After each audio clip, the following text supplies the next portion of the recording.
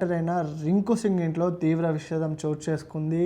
ఆ చుట్టూ పరిసర ప్రాంతాల్లో అయితే విషాద ఛాయలు అయితే అలుముకున్నాయనే చెప్పాలి. టీమిండియా బ్యాటర్ అయిన రింకు సింగ్ ఇంట్లో తీవ్ర విషాదం చోటు చేసుకుంది. ఆ చుట్టుపక్కల అయితే తీవ్ర విషాద ఛాయలు అలుముకున్నాయి. రింకు సింగ్ తండ్రి కచంద్ర ఈ రోజు ఉదయం ఆయన మరణించారు. కొన్నేళ్లుగా 4th stage of liver cancer తో బాధపడుతున్న అతన్ని నోయిడాలో ఒకటిలో ప్రముఖ హాస్పిటల్లో అతనికి అయితే ట్రీట్మెంట్ అందించారు. డాక్టర్లు శక్తికి మించి ప్రయత్నించిన దక్కని ప్రాణాలు. డాక్టర్స్ అయితే సిఆర్టీ చేసిన అతనిలో ఎటువంటి మార్పు లేదు, ఆరోగ్యంలో ఎటువంటి మెరుగుపడకపోవడంతో డాక్టర్స్ అయితే ఆశ కొట్టేశారు. రింకు సింగ్ తండ్రిని వెంటిలేటర్ పైన ఉంచి ట్రీట్మెంట్ కొనసాగించేశారు.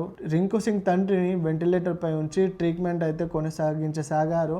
సో ట్రీట్మెంట్ ఎంత జరిగినా ఆరోగ్యం మెరుగుపడకపోవడం, ఆరోగ్యం ఇంకా క్షీణించడంతో ఈ రోజు ఉదయం అయితే రింకు సింగ్ వాళ్ళ తండ్రి మరణించడం జరిగింది. రీసెంట్ గానైతే రింకు సింగ్ వెళ్ళి అక్కడ ఉన్న తన తండ్రిని చూసి ట్రీట్మెంట్ విషయంలో డాక్టర్స్ తో మాట్లాడి, ఇప్పుడు ఇండియాలో T20 జరుగుతుండడంతో రింకు సింగ్ అయితే చాలా బిజీగా ఉన్నారు. రీసెంట్ గా చెన్నైలో జరిగిన జింబాబ్వే ఇండియా మ్యాచ్ లో రింకు సింగ్ ఆడారు.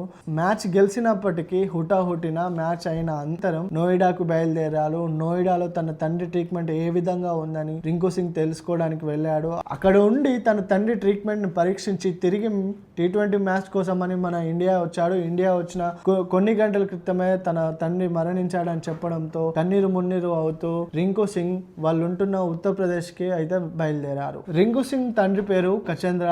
ఈయన సిలిండర్లు మోస్తూ కుటుంబాన్ని పోషించేవారు. కడు పేదరికం నుంచి వచ్చిన రింకు సింగ్ రెక్కలు ముక్కలు చేసుకుని కష్టపడి కొడుకుని పెద్ద క్రికెటర్ ని చేశాడు. చేయాలన్న ఆశతో ఆయన అంత కష్టపడి కొడుకుని క్రికెటర్ని చేశాడు.